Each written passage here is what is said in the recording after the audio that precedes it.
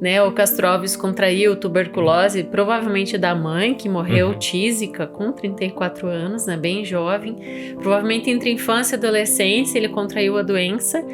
E ele então manifestou essa doença assim, em alguns momentos da sua vida. Sim. E acabou morrendo dela, né? De tuberculose. Não só disso, né? Ele teve um acidente que ele deu um tiro no próprio pé, num dia, numa caçada. Ele tiveram que amputar o pé dele, né? Daí agravou bastante a situação de saúde, né? Mas foi assim, né? Digamos que tá lá no papel, foi tuberculose, né? E com 24 anos também. Exatamente. Por isso que eu abri aqui falando que é os poemas de um rapazinho de 17 anos, porque grande parte deles, por exemplo, Mocidade e Morte, que nasceu como O Tísico e depois ganhou esse nome para vir para Espumas Flutuantes, ele tinha 17 quando ele escreveu, né? E ele foi muito admirado como poeta, assim, nesse sentido, muito jovem, porque ele escrevia os seus versos para serem lidos em voz alta, com muita emoção, com muita eloquência. Dá pra se enxergar isso como aquela visão que a gente tem, né, de que poesia era uma forma de entretenimento também, né? Então as pessoas se reuniam nas casas pra declamar poesias. Então essa era a forma de passar o tempo. Hoje eu tô no século XIX, Lucas, porque eu tô lendo esse livro aqui, que é a biografia do Castro Alves, que é do Alberto Costa e Silva, e nesse livro, ele conta, por exemplo, o piano, esse elemento piano, né?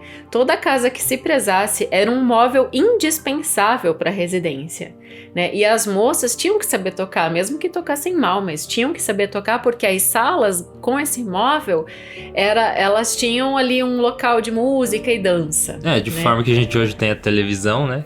Até tem uma historinha engraçada que quando ele se arrumava assim pra sair, que ele ia na frente do espelho, ele dizia algo do tipo: papais que se cuidem, mas o Dom Juan está à solta, sabe? Tipo, colocar o seu chapéuzinho e... tem um bigodinho assim, um cabelinho tipo o Timothy Olyphant, né? Não, eu posso até mostrar aqui. Não, é o outro Timothy, o Timothy Clement.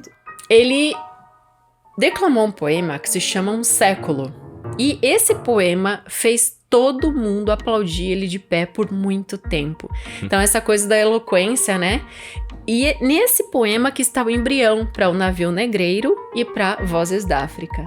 Se não ouviu, tem que ouvir. Esses dois poemas são fundamentais para você saber o que é Castro Alves em sua construção poética e, mais que isso, saber o que é o Brasil, né? O que passou essa situação, né, do Brasil escravocrata ali, principalmente no século XIX, e esse momento em que ele viveu, cresceu e teceu sobre isso. Você entende também porque que ele era chamado, né, de poeta dos escravos ou cantor dos escravos. O cantor dos escravos. Ele era filho de um médico, né, que é o Antônio José Alves, e a mãe dele se chamava Clélia Brasília da Silva Castro.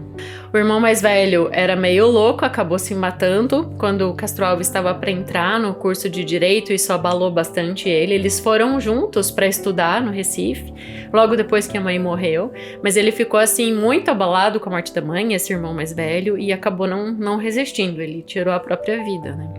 E o mais novo também acabou tendo um acidente e ele se foi. Mas ele teve várias irmãs e as irmãs se casaram com os melhores amigos dele. Então, essa coisa assim da sociedade, sabe? A gente vê muito rolando assim na biografia.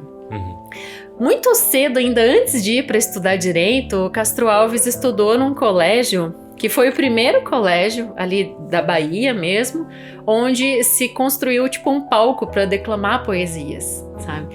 E ele ali então, com apenas 14 anos, deslanchou assim para isso, sabe? Ali ele já ganhou esse certo respeito nesse sentido, mas eu não vou negar, Lucas, ele era um estudante desleixado. Ele não conseguia entrar, né, na faculdade de Direito, ele era reprovado 2 vezes, daí até que ele conseguiu entrar finalmente ali, acho que na 3ª tentativa.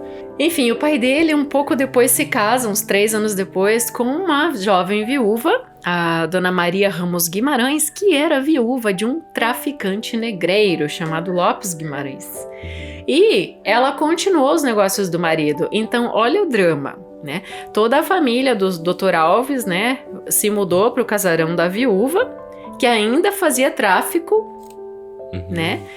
De escravos. Meio por baixo dos panos, porque a essa época, assim, já se fazia uma lista de quem seriam os possíveis traficantes e tentavam abater, né, esse tipo de pessoa. Mesmo assim, ainda não estava abolida a escravatura no Brasil. Alguns países, como Inglaterra e tal, já tinham abolido, tanto é que os ingleses, eles meio que faziam ronda, assim, no mar, e qualquer navio suspeito, eles eram autorizados a abater, enfim, capturar, para averiguar se estava traficando ou não. E então eles foram morar no sobrado, né, na grande casa dessa mulher, que realmente era um casarão, assim, é descrito aqui quantas janelas com varandas de ferro, enfim, que tinha, né.